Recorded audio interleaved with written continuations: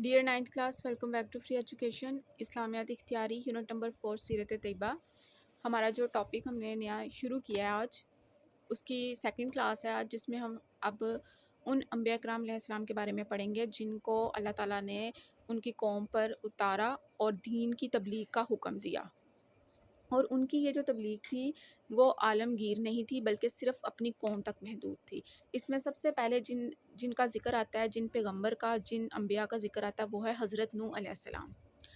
حضور اکرم صلی اللہ علیہ وآلہ وسلم سے ہزاروں سال پہلے اللہ تعالیٰ کی طرف سے جو رسول اور نبی صلی اللہ علیہ السلام لوگوں کی اصلاح کے لیے بھیجے گئے تھے، ان میں سے حضرت آدم کے بعد دنیا کے بزرگ ترین نبی حضرت نوح علیہ السلام ہیں۔ اب یہ وہ نبی تھے جن کے پاس بہت صبر تھا، ہمت تھی، عزم و استقلال اور ثابت قدمی کی مثال تھے۔ یعنی کہ انہوں نے بہت تکلیفیں جھیلی لیکن دین کی تبلیغ کا کام نہیں چھوڑا اور ہر چیز کو مسکرا کر خوشی سے قبول کیا۔ حضرت نوح علیہ السلام نے اپنی قوم کو راہ حق یعنی سیدھے رستے کی طرف بلایا اور سچے مذہب کی دعوت دی، لیکن ان کی قوم نے ان کی ایک نہ سنی اور ان کی تعلیمات کو ٹھکرا دیا۔ ٹھکرانے کا مطلب ہوتا ہے رد کر دینا۔ قوم کے رئیسوں نے ان کی بھرپور مخالفت کی، جو غریب لوگ ان پر ایمان لائے تھے ان سے بدسلوکی کی۔ اب رئیس مطلب امیر لوگ، یعنی ان کی قوم کے جو امیر لوگ تھے، بہت بڑے بڑے سردار تھے، یہاں پہ ان کی بات ہو رہی ہے۔ اب مخالفت کا مطلب ہوتا ہے کہ وہ حضرت نوح کے خلاف تھے اور حضرت نوح کی باتوں پر جو عمل کرتے تھے، وہ لوگ جو غریب تھے اور ایمان لائے، یہ رئیس لوگ ان سے نفرت کرنا شروع ہو گئے، ان سے برا سلوک کرنا شروع ہو گئے۔ وہ حضرت نوح علیہ السلام سے کہتے کہ انہیں اپنے پاس سے دور کر دے، پھر ہم تیری بات سنیں گے، ہمیں ان سے گن آتی ہے۔ اب گن کا مطلب ہوتا ہے کسی سے نفرت کرنا، کراہت کا جو ہے وہ کراہت محسوس کرنا۔ یعنی وہ جو غریب لوگ تھے، جو اتنے پیسے والے نہیں تھے، وہ حضرت نوح علیہ السلام کی جو ہے باتوں پر، تعلیمات پر عمل کرتے تھے، وہ ایمان لائے، لیکن یہ جو رئیس لوگ تھے، امیر لوگ تھے، انہوں نے ان سے نفرت کرنی شروع کر دی اور یہ بھی کہنا شروع کر دیا کہ ان کو پیچھے کر دو، ہمیں ان سے بہت نفرت ہے، پھر ہم تمہاری ہر بات سنیں گے۔ ہم اور یہ ایک ساتھ نہیں بیٹھ سکتے۔ لیکن حضرت نوح علیہ السلام نے اللہ تعالیٰ کے ان مخلص بندوں کو دور کرنا گوارا نہ کیا اور دولت مندوں کی ہنسی مذاق کو برداشت کرتے رہے۔ حضرت نوح علیہ السلام نے اپنی قوم سے ہمیشہ کہا کہ مجھے نہ تمہارے مال و دولت کی ضرورت ہے اور نہ جاؤ منصب کی۔ جا کا مطلب ہوتا ہے عزت، منصب کہتے ہیں اعلیٰ عہدے کی۔ یعنی حضرت نوح نے ان کو کہہ دیا کہ مجھے نہ تمہارے سے کوئی پیسہ چاہیے، کوئی دولت چاہیے، نہ ہی تمہاری طرف سے کوئی جھوٹی عزت اور عہدہ چاہیے۔ میں تبلیغ کے عوض کسی اجرت کا طلبگار نہیں۔ عوض کا مطلب ہوتا ہے بدلے، اجرت کہتے ہیں رقم کو۔ یعنی کہ اب انہوں نے کہا کہ میں دین کی تبلیغ تو کر رہا ہوں، لیکن اس کا مطلب یہ نہیں ہے کہ میں تم سے کسی رقم کا طلبگار ہوں۔ مجھے تم سے کسی طرح کی کوئی رقم نہیں چاہیے اور مجھے تم سے کسی طرح کی جو ہے کوئی عزت، کوئی عہدہ بالکل نہیں چاہیے۔ حضرت نوح کی انتہائی کوشش کے باوجود ان کی بدبخت قوم راہ راست پر نہ آئی۔ بدبخت قوم یعنی وہ قوم، ایسی قوم جو بری تقدیر والی ہو۔ وہ تبلیغ میں جتنی سرگرمی دکھاتے، اتنا ہی انہیں اپنی قوم کی دشمنی کا سامنا کرنا پڑتا۔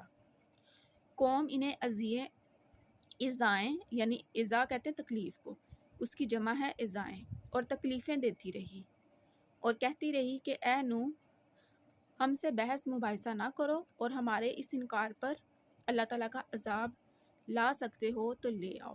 اب دیکھیں یہاں پہ انہوں نے نعوذ باللہ حضرت نوح علیہ السلام کو چیلنج کر دیا ہے کہ اگر تم اتنے ہی سچے ہو اور یہ جو تم ہمیں باتیں بتاتے پھرتے ہو، اگر ہم نے یہ نہ مانی تو پھر دکھاؤ کون سا عذاب ہم پہ آئے گا۔ ہم بھی دیکھنا چاہتے ہیں کہ اگر ہم نے تمہاری یہ بات نہ مانی تو ہمارے ساتھ کیا ہوگا، دکھاؤ کون سا عذاب تم ہمارے اوپر لا سکتے ہو۔ انہوں نے جو ہے وہ کاؤنٹر کوسچنز کرنا شروع کر دیے اور چیلنج کیا۔ اصل میں انہوں نے حضرت نوح کو نہیں بلکہ اللہ تعالیٰ کو چیلنج کیا۔ حضرت نوح علیہ السلام جب قوم کی ہدایت سے بالکل مایوس ہو گئے اور ان کی ضد اور ہٹ دھرمی کا مطلب ہوتا ہے کہ ایک بات پہ بس اڑ جانا، اپنی بات منوانا، حقیقت کو تسلیم نہ کرنے کی ضد۔ ہٹ دھرمی ان پر واضح ہو گئی اور عمر بھر کی تبلیغ کا ان پر کوئی اثر نہ دیکھا تو سخت رنجیدہ اور پریشان ہوئے۔ اللہ تعالیٰ نے انہیں تسلی دی اور کہا کہ وہ قوم کے اس رویے پر غم نہ کھائیں۔ حضرت نوح علیہ السلام نے اللہ تعالیٰ سے التجا کی، یعنی ریکویسٹ کی، درخواست کی، اے اللہ دنیا سے کافروں کا نام و نشان مٹا دے۔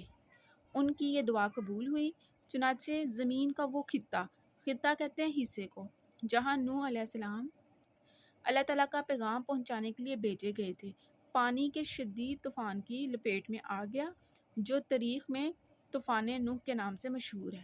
یعنی کہ اب دیکھیں، جب حضرت نوح علیہ السلام نے ان کو دین کی تبلیغ کا کام کیا، ان کو دین کی دعوت دی، اس کی طرف بلایا، اللہ تعالیٰ کے احکامات کی طرف بلایا، اور ان لوگوں نے جو ہے بدلے میں انہیں چیلنج کر دیا کہ بھی ہم دیکھنا چاہتے ہیں کہ اگر ہم تمہاری بات نہیں مانتے تو ہم پہ کون سا عذاب آئے گا۔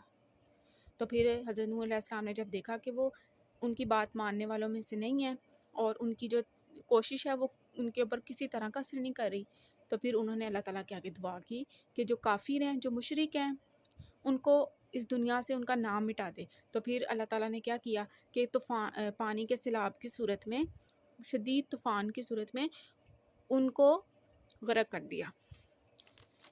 اس کے بعد اب ہوتا کیا ہے کہ جب وہ طوفان آیا، یعنی پانی کی جو لپیٹ تھی اس کی زد میں جو لوگ آئے، اس میں وہ پانی ان کو جو ہے اس پانی نے ان کو غرق کر دیا۔ حضرت نوح علیہ السلام اور ان کے پیرو ایک بڑی کشتی کے ذریعے اس سیلاب سے محفوظ رہے۔ پیروں کا مطلب ہوتا ہے جو ان کی پیروی کرتے تھے، ان کے فالوورز تھے، ان کو مانتے تھے۔ انہوں نے یہ کشتی اللہ تعالیٰ کے حکم سے بنائی تھی۔ حضرت نوح علیہ السلام خود، ان کے 40 یا 80 پیرووں کی مختصر جماعت اور تمام جانداروں میں سے ہر ایک کا ایک جوڑا اس کشتی میں پناہ گزین تھا۔ پناہ گزین کا مطلب ہوتا ہے کہ حفاظت کے لیے کسی جگہ پہ آ جانا، یعنی جنگ یا دشمن سے خطرے کے ڈر سے، ٹھیک ہے، کسی دوسری جگہ جا کے پناہ لینا، اس کو کہتے ہیں پناہ گزین۔ اب کشتی میں پناہ گزین یعنی کشتی میں سوار ہو گئے اپنے آپ کو بچانے کے لیے۔ اسی طوفان نوح میں، یعنی اب وہ جو پانی کا طوفان آیا ہے، اسی طوفان نوح میں حضرت نوح کا بیٹا کنعان بھی جو کافروں کا ساتھی تھا ہلاک ہوا۔ اب یہ بھی کافر تھا، حضرت نوح کا جو بیٹا تھا وہ بھی کافر تھا، اس نے کافروں کا ساتھ دیا، اس کا نام تھا کنعان، وہ بھی اسی میں ہلاک ہوا۔ پانی جب خشک ہوا تو ساکنان کشتی کا مطلب ہوتا ہے کشتی میں موجود افراد یا وہ لوگ جو کشتی میں سوار تھے، اللہ تعالیٰ کی زمین پر دوبارہ قدم رکھا اور انہی سے اللہ تعالیٰ کی زمین دوبارہ آباد ہوئی۔